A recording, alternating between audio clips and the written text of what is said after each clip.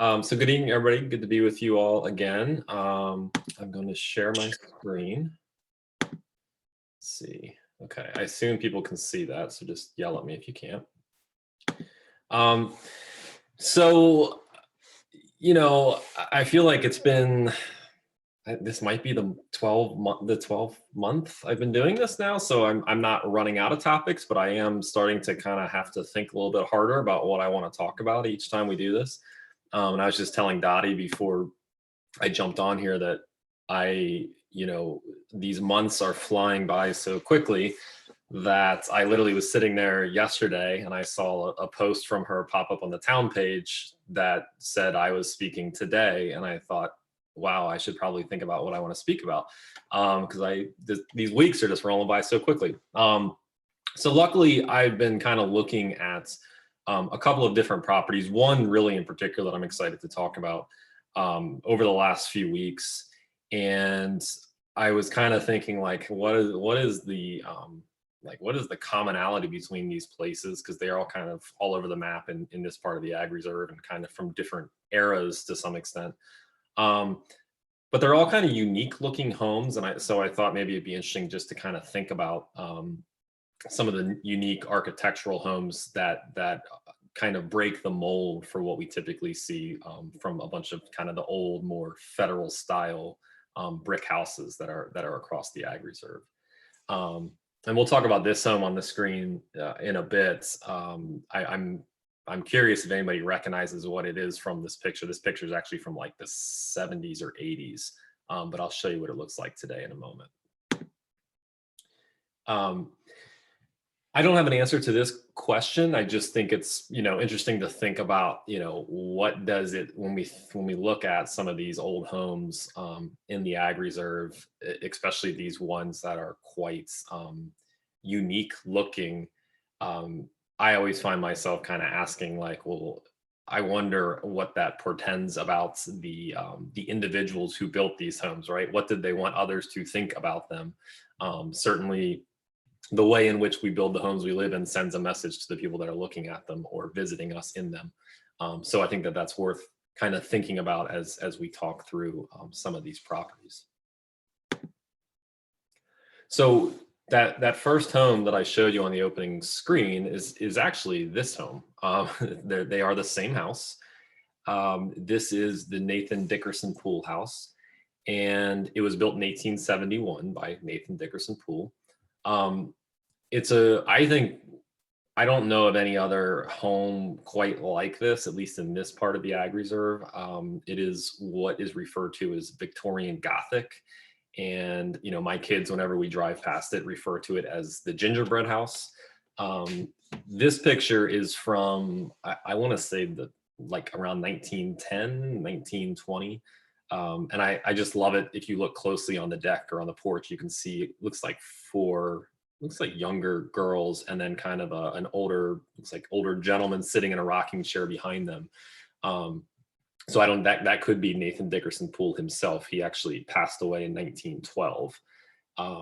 But anyway, so it's a really interesting looking property. You can see kind of these very strong Victorian flourishes. You can also see some of the Italianate features, which were really popular in the 1870s. If you think about other places in the ag reserve that we know of that are of that Italianate structure, think about like Rocklands and the way that the front of that structure looks. And then it's gone through a bunch of changes over the many generations of owners, right? And so this is taken from the 70s, and you can see on the front here. I don't want to judge anybody's sense of style, but that feels like an architectural crime, whatever that decision was on those columns and that kind of roof there on the front. That was clearly, if we look back, that was definitely not there on the front of the house. They got rid of those kind of cool features coming down from the gables and the top. And then obviously, if you look at this, can't really see it here, but if you look here in the 80s, right, it's gone through a whole series of interesting kind of paint schemes on the front as well.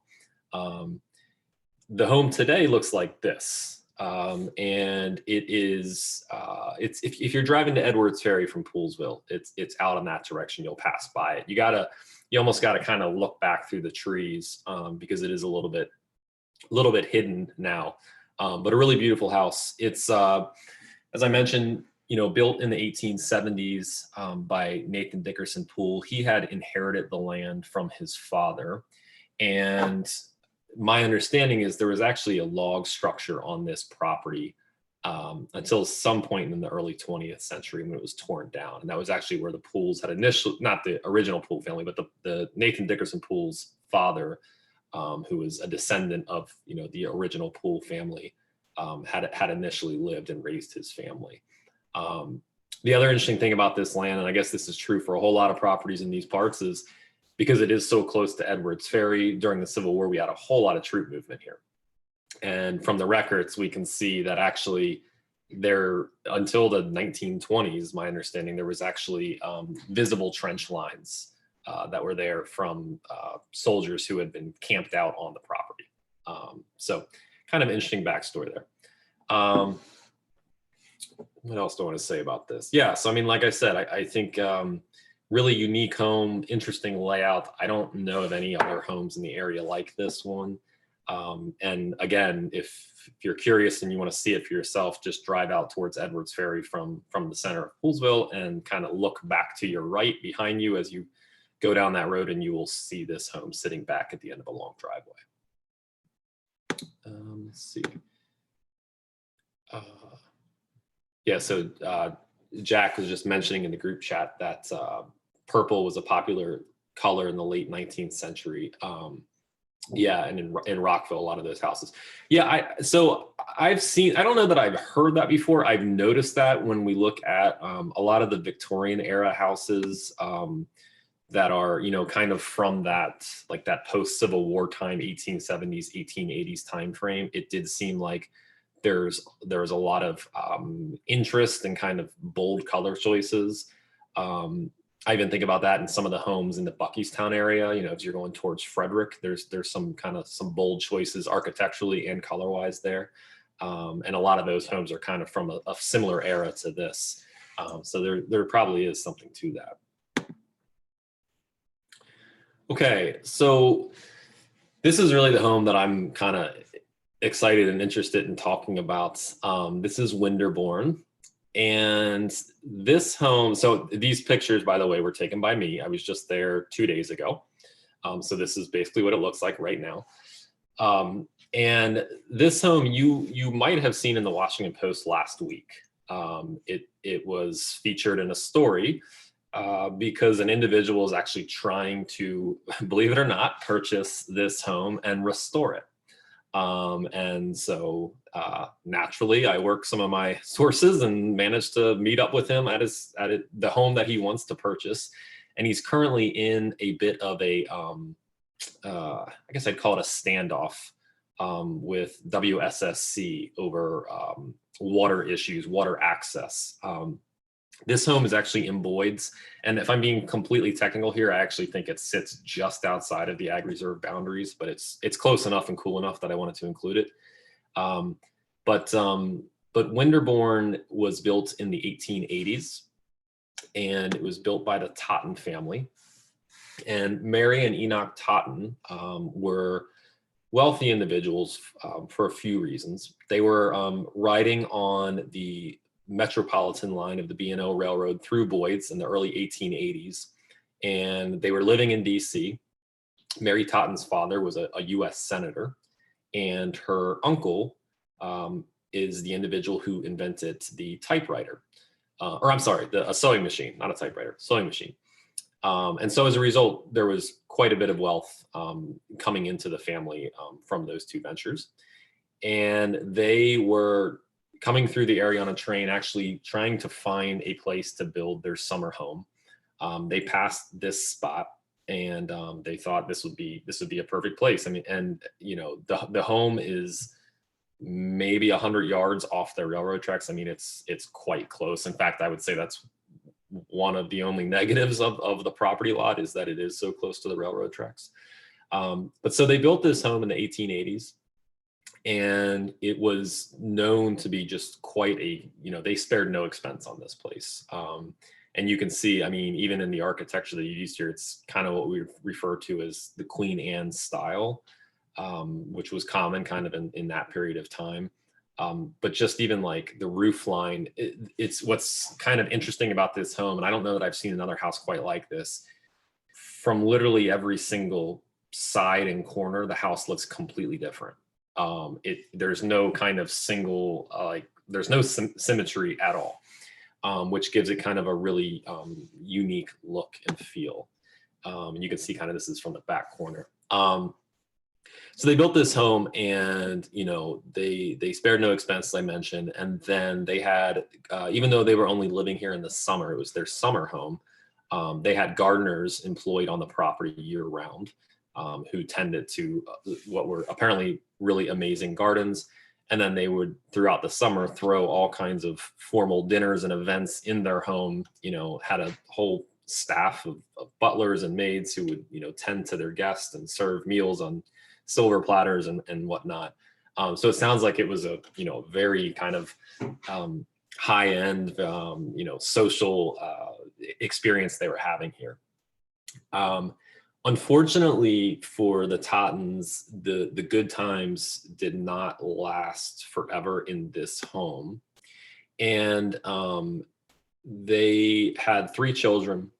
All 3 came down with typhoid.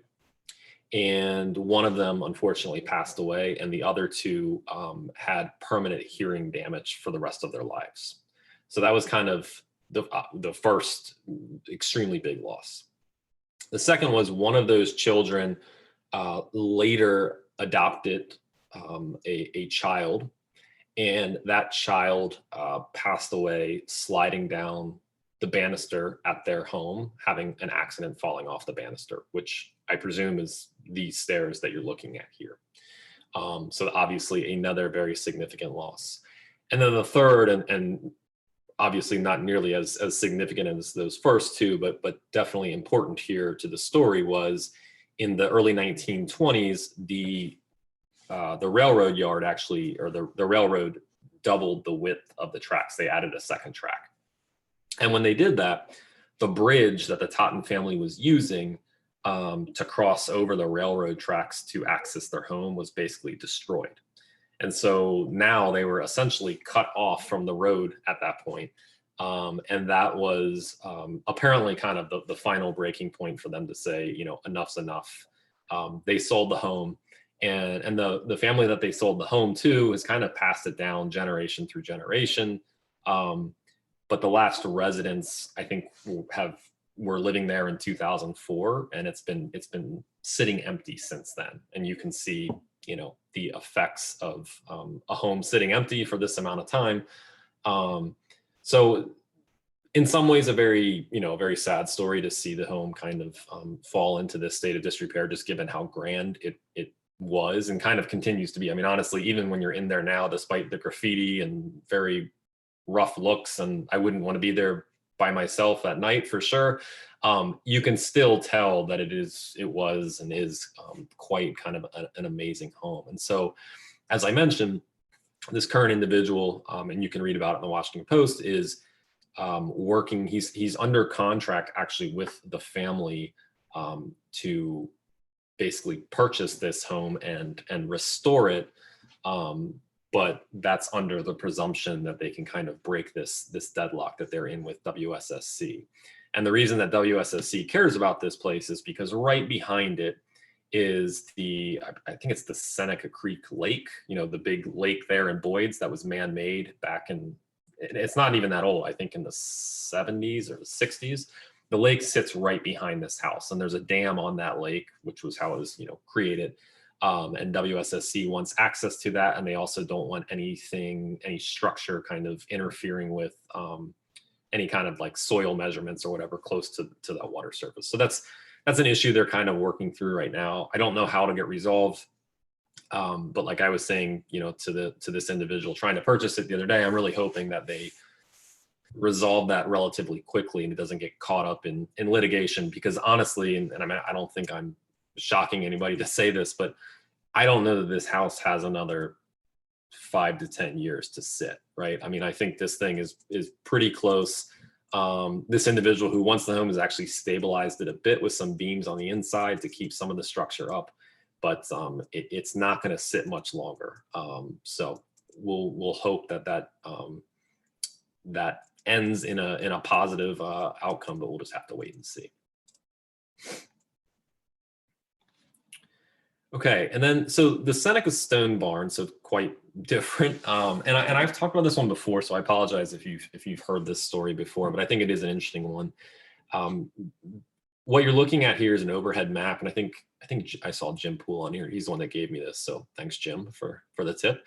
This is an overhead map of the Seneca area, so you can see Poole's store kind of in the top upper left of that area.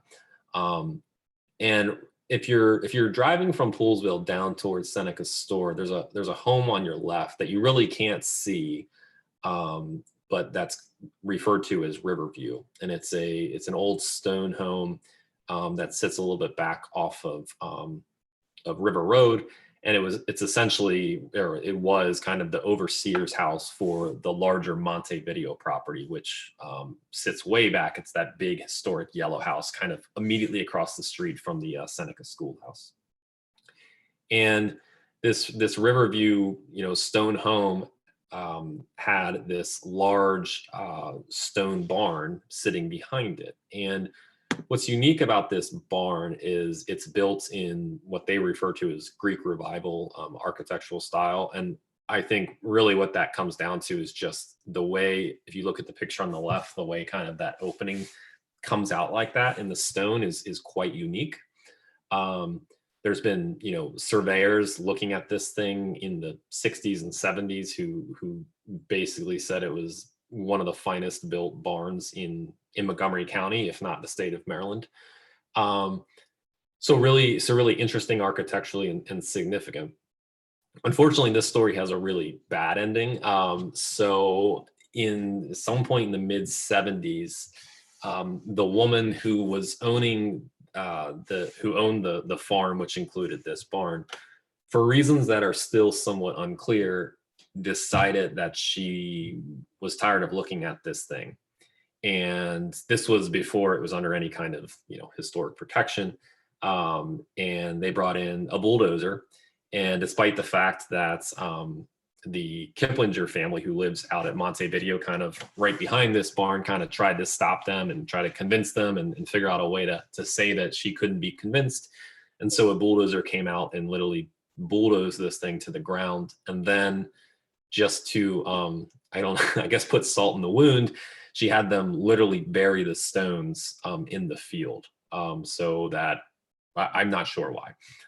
So very sad that it was pushed down. The other kind of interesting thing about this, and I've talked to Knight Kiplinger about this, is we think that this barn in pieces is still under the ground in the same spot that it fell down in, out there off of River Road. So perhaps one day some adventurous individual will attempt to purchase that land and see if they can resurrect this thing from the ground. But anyway, if nothing else, a very interesting architectural barn, a little bit non-standard to what we're used to seeing around here.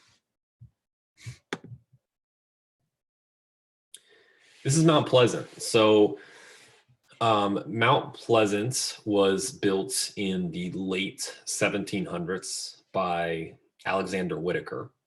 And Alexander Whitaker, and this is who Whitaker Street is named, I believe that's in Westman, is named after. He was the tax assessor in this area, in this part of Poolesville. And as a result of that position, he was quite wealthy, and he owned a whole lot of property. And if you think about kind of the entire kind of western end of Poolesville, think about all the land where the pool is, where St. Peter's Church is, Stony Springs, all of that land. Alexander Whitaker essentially owned through the early 1800s. He built this home, Mount Pleasant, like I said, in the late 1700s, and it's unique in that it's built in what they call the Tidewater style, which is kind of noted by these really steep roof lines and then the double chimney. And this style is typically associated with like the late 1700s. So normally you can tell that this is an older home. And what I think is kind of interesting, I don't know if others agree, but I think if you look at that picture on the left, the next time you're at locals up in town and you're sitting next to the John Poole house, take a look at the side of the John Poole house. It's essentially the exact same. It's got the double chimneys. It's built in a very similar style, right? Built almost like potentially even the same year as the John Poole house, right? And it makes sense if you think about the number of people in this area in the late 1700s. Not a whole lot of individuals, and if you're building a house, you're going to need some help, right? So they probably work together. So I don't think there's any coincidence there. I'm sure there's some connection to this. But so kind of an interesting, kind of odd looking style here. Unfortunately, the home in the 1960s caught fire, and you can kind of see the damage there, what took place. And so the current owners just kind of basically made the decision based on the extent of the damage and inability to really restore it based on some of the internal issues, to take this part of the home down. And so what's kind of interesting now is, if you look on the left, this was the detached summer kitchen that sat behind kind of that odd looking home. So this has also been here since probably the late 1700s. And again, why did they build kitchens that were detached from the home? Because fires were so common that they wanted a place to cook meals where the fire damage or the fire potential was high, to be disconnected from the main living structure. So on the left, what you're seeing is the summer kitchen, and then on the very far left part of that picture, you're seeing kind of the back of that home I was showing you previously. So it sat right behind it. And then in the 60s, when they took the main home down, all you have left is what's on the right. So that summer kitchen is still there. The initial living quarters in front of the home would be kind of out in front of what you're looking at there with that structure. So kind of cool that summer kitchen has been very much restored and stabilized and in really good shape out there. Now, the reason I was out of this property, I was with my buddy Glenn Wallace, and I know he's spoken with you all plenty of times before. And the indications are that after it passed out of the Whitaker family, it went to the Sissel family. The Sissel family, I don't think it's the same Sissels in town today. But it was a family that was very, they were very wealthy and kind of spread throughout these parts in the early part of the 1800s.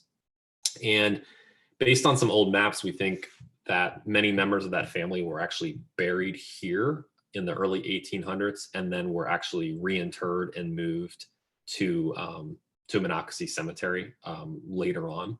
But the other interesting and kind of odd thing that we see from records is that 2 Confederate soldiers were apparently buried on this property. We don't know who they were, how they got here, why they were buried here.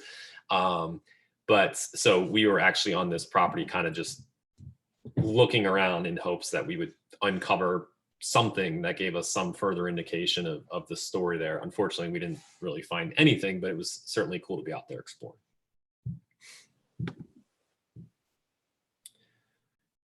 This is the mansion. I think this is one of those ones that most people don't know exists, and it's because if you know where Annington is, out towards White's Ferry, it's actually quite close. I would consider this home to be kind of a neighbor of Annington, but it sits way back off the road and kind of on the other side of kind of like a downward sloping hill. So it's physically impossible to see from White's Ferry Road. This is one of the older homes in this part of the Ag Reserve, built in I think the 1780s, 1790s. And this home was initially built and inhabited by members of the Oxley family. So again, another kind of street name that you'll see in town, the Oxleys. That was the family that built this place. And while I don't think the pictures I'm showing you here are necessarily like unique or interesting from architectural standpoint. If you look at some of these later pictures, what's interesting is, and we see this with a lot of old houses, um, as families got bigger and needs of families changed, and more interest in, more bathrooms or bedrooms or bigger kitchens or dining rooms took hold, we see these homes kind of morph and expand, right? And so what's interesting about the mansion here is we've got kind of this, almost looks like a the end of like a townhouse there on the left, and then kind of the rest of the structure over, the next, 150 to 200 years kind of continues to just grow outwards as more and more rooms are kind of added onto. So it kind of leads to this interesting effect where you walk into the old portion of the home and you feel like you're in the 1700s, and then as you kind of walk down this hallway, it almost feels like you're walking like into the 1800s, the 1900s, and then towards a more kind of modern feeling home. So just kind of interesting take on, how families dealt with trying to expand the living space without kind of intruding upon the historic nature of the initial structure that they inhabited.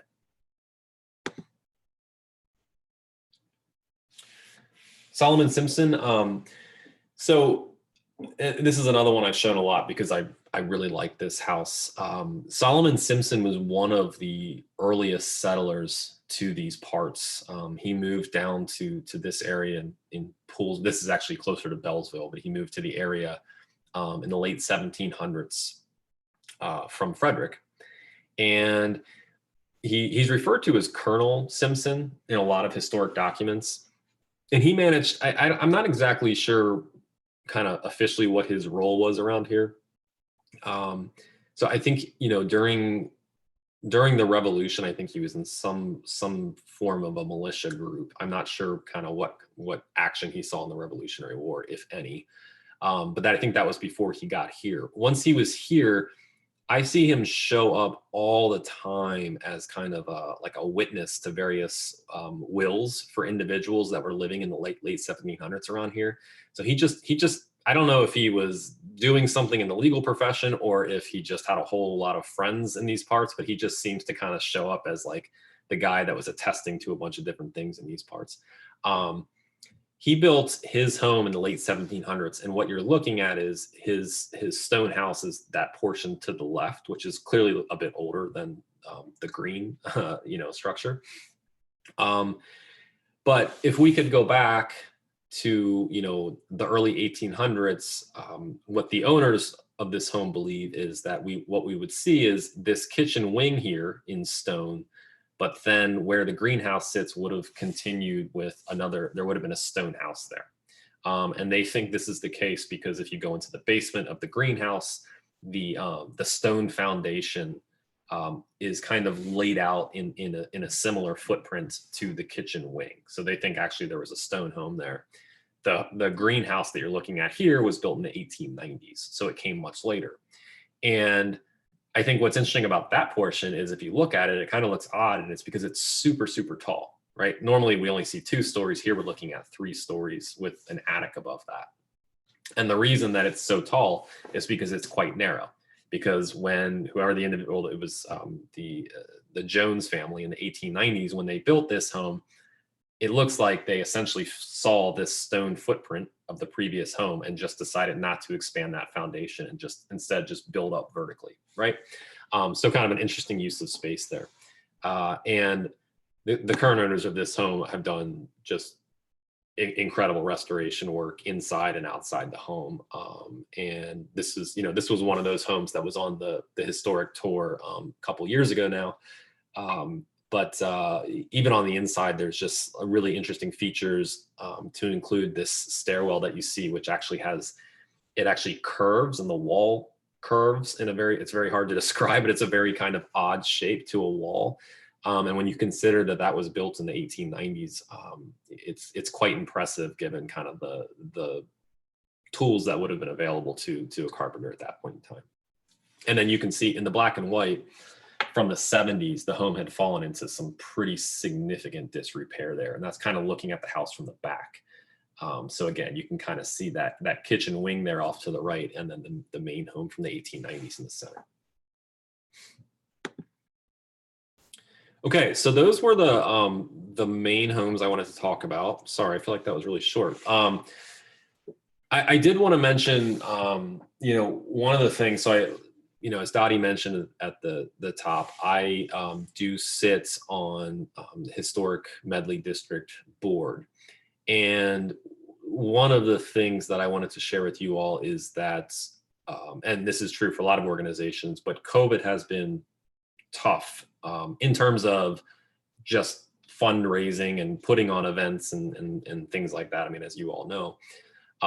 And so HMD is really, as I think we were thinking this fall we would start doing a whole bunch of events, and then the Delta variant kind of foiled those plans a bit. But my hopeful is maybe at the beginning of next year or at some point in the not too far off future, we will start doing more events. But that is going to require us to spend some time really doing some fundraising. So all I just wanted to say is, and absolutely no pressure, but if you're interested in kind of the work that they do, and it really is good work, please consider donating, or even better, like become a member. And because I think, as we move forward and try to put some interesting events on the board, you'd be the first people to find out if you are members about those events. So if you have the ability to do that, that would be awesome. Just because I know that COVID has kind of made that piece tough, and it's hard for smaller organizations to raise those kind of funds even in normal times. So anyway, so let me stop there and see if there are questions. I'm happy to talk about any of these or anything else, and we can kind of go from there and see what happens.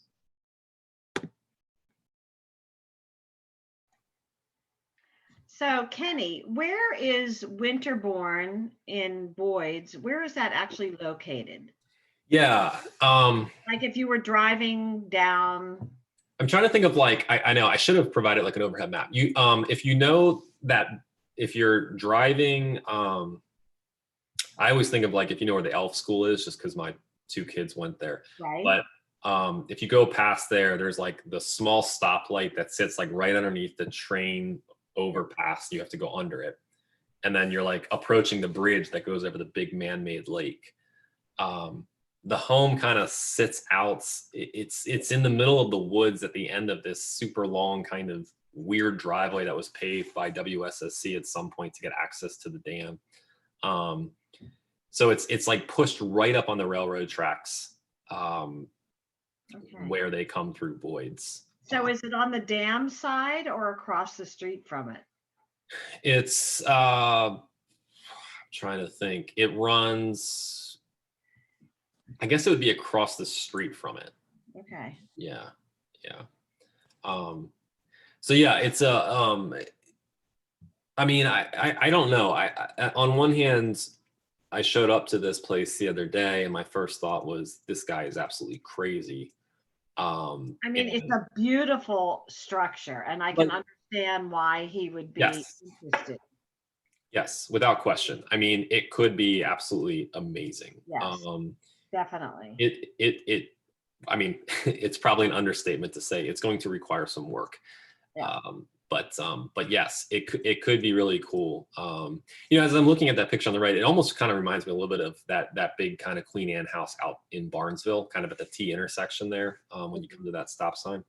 But yeah, it's not like anything else around here. And one of the really interesting features is if you look at the chimney up there, it's a massive chimney, and it comes down and it kind of separates into 3 different fireplaces on both levels. Wow. And so it's like it's really interesting spot. So hopefully we can break that deadlock, but I don't know. I think WSSC has a lot of good lawyers, so. That's too bad. Mm-hmm. Yeah. Yeah, that's a beautiful structure. So. Yep. Kenny, isn't it where if you're coming down from Barnesville and you come to that new stop sign, you would just kind of go straight ahead? Yes, that's exactly right. Yeah. So if you make a right and go under the bridge and make a quick left at the stop sign, there's it's almost like a paving company or a construction company has a lot. I think it's to the left of that. Oh, Yeah, it almost kind of sits. Yes, it's back there, almost sits behind it. But yeah, it's kind of back in that area. Yeah. cool. It's actually cool. Like if you want to see, I mean, I took some pictures on the inside, but it was kind of hard, and there were actually some places, some rooms that you couldn't walk in just because the floor might fall through. But if you Google it online, at some point years ago, and I'm sure they didn't have permission, but a bunch of individuals took drone footage from inside the house. And so it's actually quite interesting to watch as kind of like the drone footage flies through the various floors in the home. So I think if you just like Google Winderbourne, you'll see that come up. I see a question in the chat that says, do you know what the year of the picture of the less damaged version of the Totten house? How quickly did that damage occur? Yeah. So this picture here on the right is from the 80s. And based on talking to this this individual who wants to purchase the property, he's been kind of dealing with it for about a year now, and he was saying to me that even in this last year the speed of deterioration is like really significant. He was saying like a year ago most of the windows still had their like glass in them, and I don't think that there's a single one left now, right? And I mean it pretty obvious, but there are clearly people coming to this home, right? And it's not hard to find the location of it online, which is, I guess, unfortunate in this situation. And so it's a combination of just being open to the elements. The roof has tons of holes, right? So you've got water coming in, and then you've got individuals in there. He was telling me pretty much every time he goes out to the site, which is like at least once a week, he has to kick somebody out who's like sleeping in there or something, or doing something they shouldn't be in there, right? So it has a lot of problems. And I like I said, I don't think it can just kind of sit there for another 5 years. So I'm curious, if he were able to restore it, how would he be able to kind of stay true to some of the historical character of the home? Like, is there more content or documents kind of describing that in better detail? Yeah, so there is a little bit. So there's in the historic records, there was actually an individual who was interviewed like in the 60s or 70s, and she, when she was much younger, had attended some kind of event at the home when the Tottens still owned it. And so in the interview, she gives a lot of detail about some of the features of the home. And then I think, I know that, these individuals are actually in frequent talks with the county historic board, trying to kind of, and from what I can tell, the county is they want these individuals to kind of, seems like everybody kind of wants these individuals to save this place, because, I mean, why not? Like the alternative is just kind of an empty field here.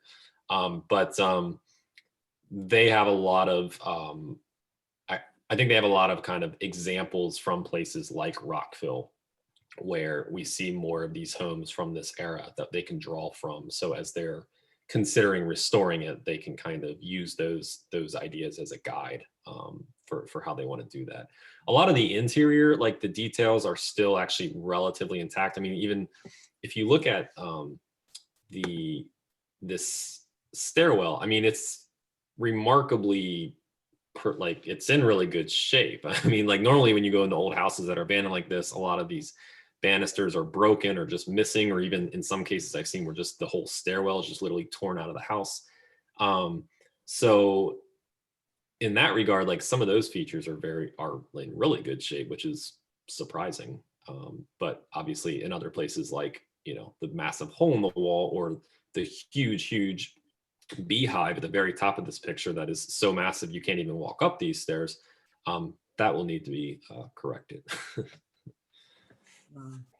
Couple of weeks ago, my wife and I went to northern New York, to the Thousand Island region, and toured the Singer Castle, or the Bourne Castle.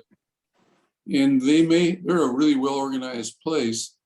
The Bourne family built a stone castle there, and maybe they have some records or other information about this home filed away somewhere that could give you some clues as to. Yeah, possibly. Yeah.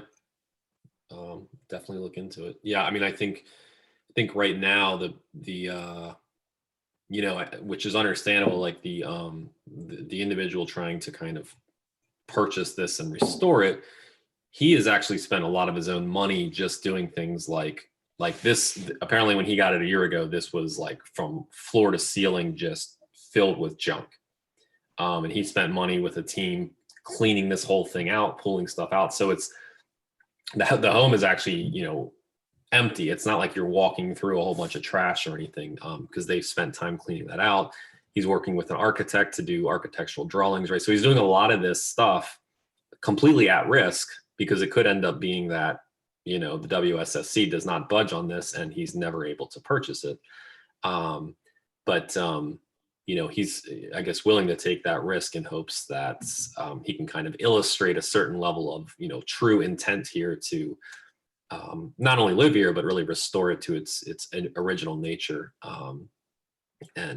So we'll see. I'm certainly rooting for him. Kenny, can you tell us again what WSSC's problem is? So yeah, so it's a weird. So the Washington Post article, I think, does a much better job of kind of relaying this. But my understanding generally is that lake right behind this house, which again is man-made, is also, I don't know if it's a reservoir or what, but that like it's an important water source for a number of reasons. And the driveway for this home is also kind of the access road that WSSC uses to get to and service that dam on the lake. And at some point, they I don't know how they did it legally, but they got into place a right of first refusal, where anytime someone came to try to purchase this property to, you know, potentially restore it or do something with it, they got a right to also place a bid and own the property themselves. Because remember, this is still owned by a private citizen. It's a resident. And oh, I just saw Dottie posted the article. Thanks, that's awesome. And so the issue right now is this individual, Lee, who's mentioned in the article, he has offered this family, you know, X amount of dollars to purchase this home. And WSSC came in and said, wait, we have right of first refusal on that. He said, okay, fine. But now they're saying, well, we don't want to negotiate with you. And his point is like, well, you can't do that. Like you can either make a better offer and get the place, or I get it, right? Like that's the way a right of refusal works. But because they are, you know, a large entity and a corporation, and you know, so I don't know how it's going to play out, but it's going to be messy and it's going to be expensive. So we'll have to see. And yeah, Matt mentioned a town under the lake. Yeah, I think that's true. So I'm interested actually in looking at that too, Matt. You know, I remember I showed you some of that overhead imagery stuff that we can look back in the 50s and 60s. And it is really fascinating to look in that part of Montgomery County before the lake came in, because there's roads and there's homes and all kinds of stuff. And then all of a sudden you flip from like 1970 to 1980 or whatever, and it's just gone. It's just a lake. So yeah, I do sometimes wonder, like, are there people scuba diving in there and finding anything interesting? My dad did an article about that town in the Monocle, I believe. So oh, really? I'll have him send you the article if I can find it. See that. Yeah, I'd be interested. Yeah. And then I saw someone asking what homes in the ag reserve I'm interested in. I guess all of the old ones would be my answer. So I mean, I'm personally like, I like anything after 1900 is a little bit too new for me. But yeah, I'm certainly, if individuals here have suggestions for homes they want me to talk about or are interested in kind of talking about, I'm more than happy to take suggestions and discuss them and look into them. I'm curious if this is a situation where if the owner was able to buy the house and restore it, would he be able to get historical protection for the home after that? Well, so that's what's kind of complicated here, is because this home is already registered, and so that's what's a little bit mysterious to me, because like demolition by neglect is against the law, right? And so I guess one of my questions that I don't quite understand in this situation is like, how is the current homeowner not actually in a little bit of trouble for allowing the home to get to this level, right? This house should never have gotten to this state. But I don't know the answer to that, and I don't know. I think sometimes those things are more strictly enforced than other times, and my guess would be that in this case, WSSC would kind of like nothing more than for the house to kind of fall over and they'd be done with this problem. And so I don't know if there's like some, input from them to say like, hey, let's just let this thing kind of run its course. But yeah, there's a lot of kind of, I mean, anytime you see a home this grand get to this state, I always feel like there's got to be some kind of complex backstory here, because it's sad and it shouldn't happen, but unfortunately it does.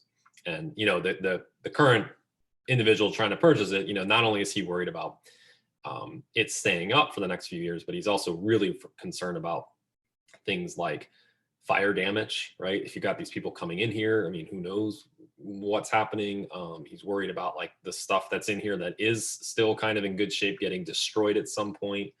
So it's just, the longer that it sits here empty like this, it's really not healthy for the house.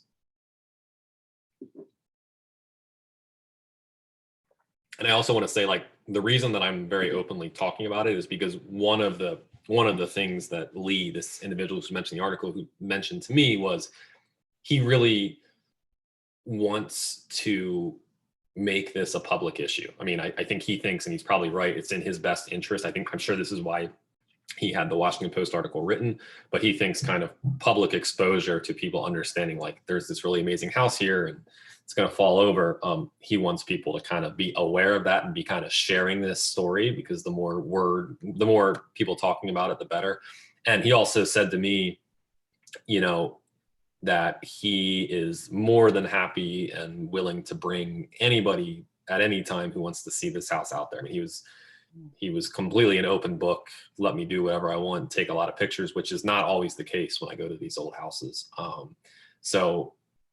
Not only do I want to see the home restored, but it's clear like we have a really good potential property owner here. So it would be a really great win-win if that could happen.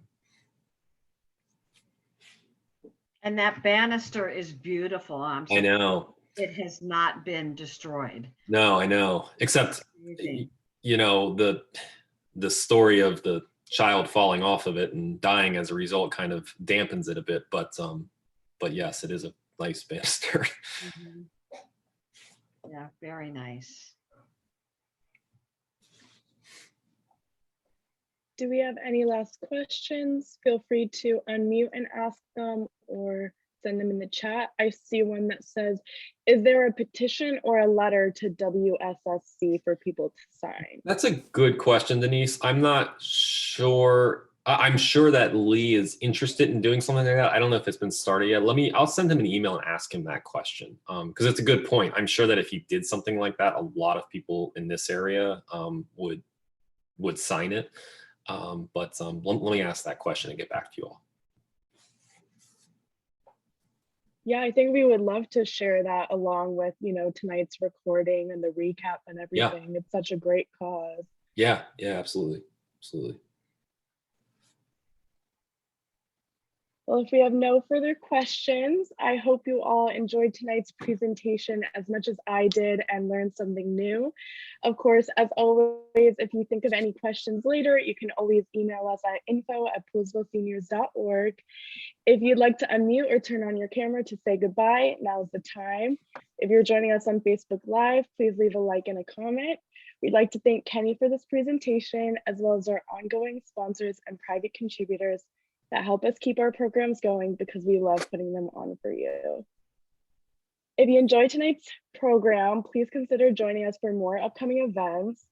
We're going to be back this time next week with All About Arthropods. So we're going to have Dr. Adamski from the Smithsonian.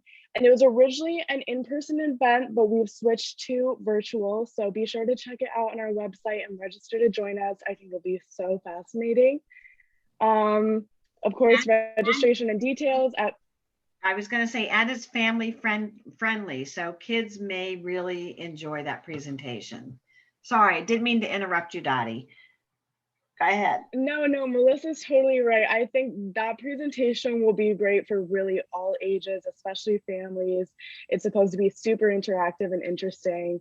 So definitely be sure to check out poolesvilleseniors.org for details and registration.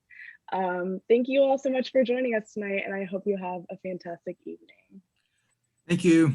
Thanks, Kenny. Wonderful. It's all